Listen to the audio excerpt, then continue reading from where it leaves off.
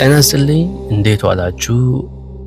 ዛሬ ይዤላችሁ የመጣሁት ርዕሰ ጉዳይ አንድ እህታችን የደረሰባትን ጉዳይ ይሆናል። ይህ ጉዳይ ለሁሉም ባለትዳሮች የሚሆን ርዕሰ ጉዳይ ስለሆነ እስከ መጨረሻው ድረስ ከተከታተላችሁኝ ብዙ ቁም ነገርና ብዙ ኢንፎርሜሽን ታገኙበታላችሁ፣ እንዲሁም ደግሞ ትማሩበታላችሁ ብዬ ስላመንኩበት ወደ እናንተ አቀርብላችኋለሁ። በእውነተኛ ሰው ታሪክ የተመሰረተ ስለሆነ ጥሩ አስተማሪ ነው የሚሆነው። ስለዚህ እባካችሁ ይህን ሰምታችሁ ትዳራችሁንም ሆነ ቤተሰቦቻችሁን ታደጉ እላለሁ። ይህ ጉዳይ እኔ ለማታውቁ በመጀመሪያ ማይክል እባላለሁ። የአቢሲኒያ ሲግናል ፋውንደር ነኝ። ወደ ርዕሰ ጉዳዩ እገባለሁ። በድጋሜ ከኔ ጋር ሁኑ። እቺ እህታችን በትዳር ውስጥ 15 ዓመት ቆይታለች። እቺ እህታችን ከባለዋ ጋር እጅግ በጣም ተዋዳ ተፋቅራ ስርዓት ባለው ጋብቻ ተጋብታ በእውነተኛ ጋብቻ የተመሰረተ ህይወት መስርታ የሶስት ልጆች እናት ሆና ከባለዋ ጋር ትኖር ነበረ ማለት ነው። እቺ እህታችን አሁን የደረሰባትን ነገር ትንሽ በራሷ እጅ የሆነ ነገር ስለሆነ ከኔ ይማሩበት፣ እኔ አጥፍቻለሁ፣ ተሳስቻለሁ፣ አሁን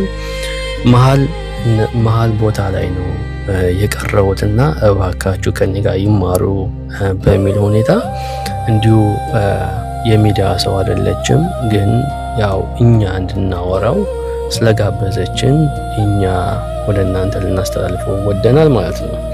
ስለዚህ እህታችን የገጠማት ምንድነው? እንደ ማንኛውም ኢትዮጵያዊ ተሰዶ አሜሪካን ሀገር ህይወቱን ለማሻሻል እንደሚጥረው ሁሉ እነሱም ቤት የጥረቱ ስራውን ቢዝነቱ አለ። ልጆቻቸውን ቴክ ያደርጋሉ፣ ቢላቸውንም እንዲሁ ቴክ ያደርጋሉ። ባለቤት ቤት ነው የምትውለው፣ ልጆች ታሳድጋለች። የቤት ስራ ሁላችን እንደምናውቀው የእናቶች ስራና የሚስቶቻችን ስራ ቤት ያለውን ስራ እጅግ በጣም አድካሚ ከመሆኑ የተነሳ በጣም ያው ቢዚ ሆነው ነው የሚውሉት። እንዲሁም ደግሞ አባቶችም ደግሞ ጥሩ አባቶች፣ ሰሪ አባቶች ደግሞ ስራቸውን ሰርቶ ሁሉም ነገር ቴክ ኬር የሚያደርጉ ፕሮቫይደሮችም ስለሆኑ ያው እነሱም ለፍተው ነው የሚገቡትና እርስ በራሳቸው ጊዜ ብዙ አይሰጣጡም። ያው ሁሉም ለልጆቻቸውን ጊዜያቸውን ይሰጣሉ፣ ለስራቸውን ጊዜያቸውን ይሰጣሉ። ያው የሚከፈለውን ይከፈላል፣ የሚያደርጉትን ነገር ያደርጋሉ። በእንደዚህ ከስንት አንዴ ያው እርስ በራሳቸው ደግሞ ጊዜ ተሰጣጥተው እንደ ማንኛውም ኢትዮጵያዊ ብዙም ሳይሆን ያው ጊዜ ያሳልፋሉ ማለት ነው። እንደዚህ የተባለ ህይወት እየገሰገሰ ባለበት ሁኔታ በአንድ ወቅት ሚስት ትንሽ አየር ያስፈልገኛል፣ እቤት ታፍኜ ነው የምውለውና አየር ያስፈልገኛል፣ ስለዚህ ልጆቹን ይዤ በታክሲው ብር መልስ ሀገር ቤት ደርሼ ብመጣ ምን ይመስልሃል ብላ ባለቤቷን ታማክራለች።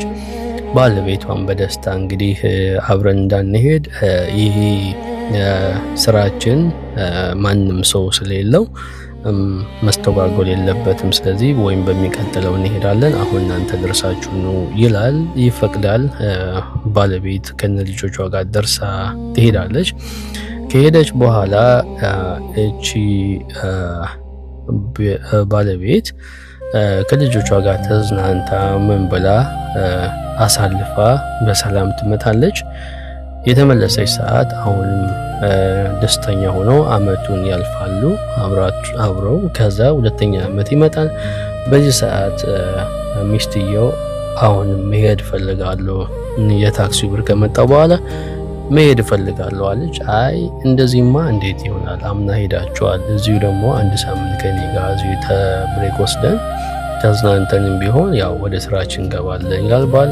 አይ ግድ የለም እኔ ኢትዮጵያ መሄድ ፈልጋለሁ፣ ልጆቹም ወደውታል ትላለች። ልጆቹም አባቴ ውስጥ ጠይቅ፣ አዎ አባባ እኛ ምን ወደነዋል፣ ወደ ሀገር ቤት ሂደን ከልጆቹ ከአክስት ልጆቻችን ከቤተሰቦችን መጫወት እንፈልጋለን፣ ሀገሪቷንም ደግሞ ማየት እንፈልጋለን በደንብ አሉ። ኦኬ ያለ አባት እንግዲህ ምን ይደረግ?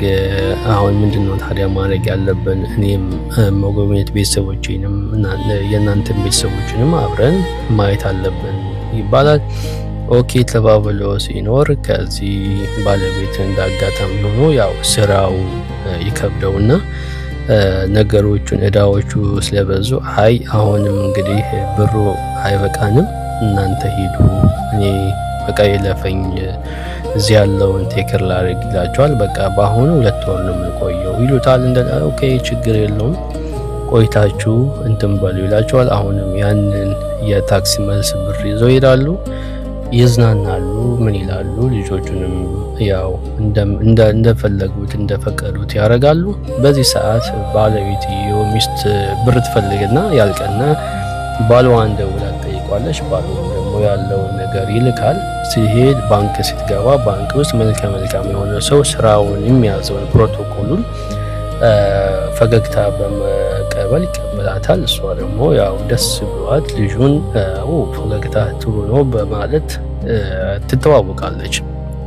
ያዛ ተዋወቃቸው ይጀምራል። እዛው ማንም እንደሌላት የመጀመሪያ ስህተት ይጀምራል። ማንም እንደሌላት፣ እንዳላገባች፣ እንዳልወለደች ልጆቹን ሀይድ አድርጋ የባሏን ሀይድ አድርጋ እንደ አዲስ ሰው ፈገግታ ያምራል በሚል አማካኝነት ተዋወቀዋለች።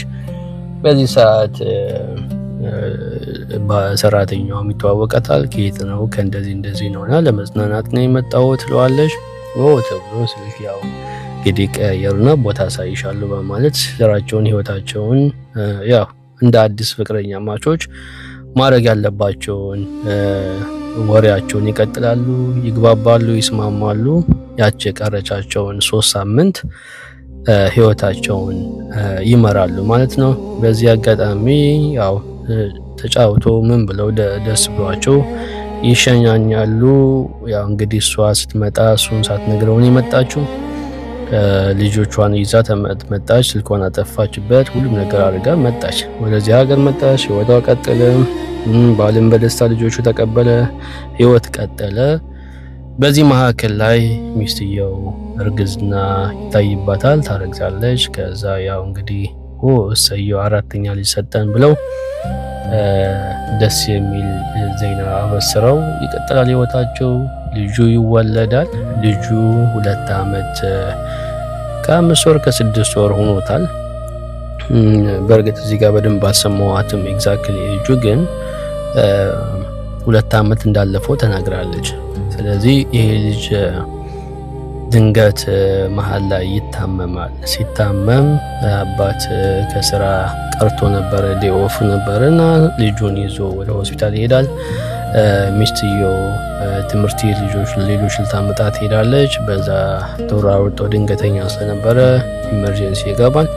የሚያስፈልገው ነገር ይታዘዛል። አባት ከኔ ቼክ አድርጉ ጋማሽ ካረገ ወይም ይሰጠው ካለ ሲል ቼክ ሲደረግ ያንተ ማች አላደረገም ሌሎቹ ቤተሰቦች የሆኑ ካሉት ይነገር እኔ እኮ አባቱ ነው ሲል ለማንኛውም እሱን የምንነግርህ አጋጣሚ ሳይሆን ልጁ መዳን ስላለበት ቤተሰብ ካለው ይባላል። ከዛ ኦኬ ተብሎ ይሯሯጣሉ። ልጆቹ ከትምህርት ቤት እናት ታመጣለች። የልጆቹ ቼክ ሲደረግ እንዲሁ የሚስትየውም ቼክ ሲደረግ ማች አረገ። ሰው ከሚስትየው ተወሰደ።